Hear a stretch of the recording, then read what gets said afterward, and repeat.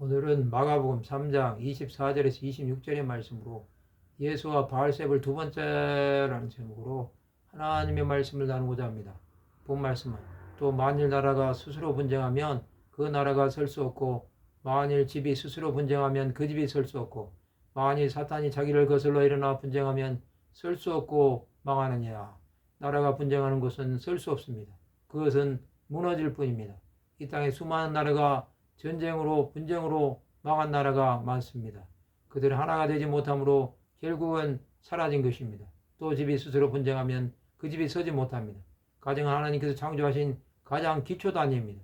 이 가정이 분쟁한다는 것은 결국은 이별로 가는 것입니다.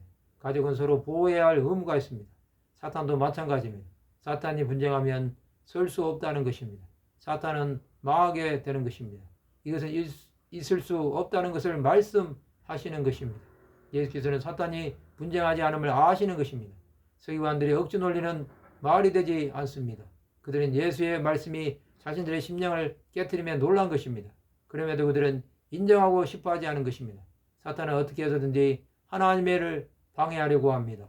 그는 모든 것을 동원해서라도 주 예수께서 하나님의 아들이심이 알려지는 것을 막으려고 한 것입니다. 사탄의 역사는 교묘합니다. 그는 사람의 심령에 불화를 조장합니다. 그리함으로 사람을 하여금 서로 이간질하게 합니다.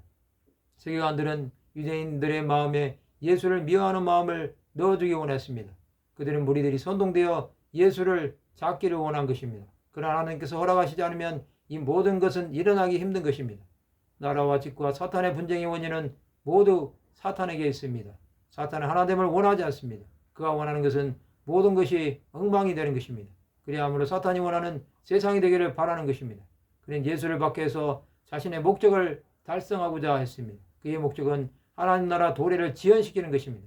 결국 유대인들은 예수께서 행하시는 것을 보고도 믿지 않게 된 것입니다. 유대인들은 죄를 더한 자들이 되었습니다. 그들은 자신들이 무엇을 하는지도 모르는 것입니다.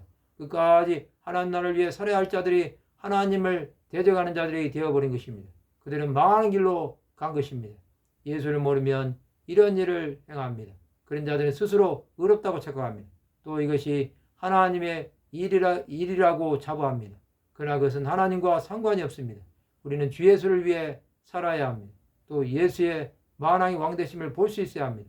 그것이 우리를 하나님께로 이끌어 주실 것입니다. 오직 예수만을 위해 모든 것을 드리시기 바랍니다. 말씀을 마치고자 합니다.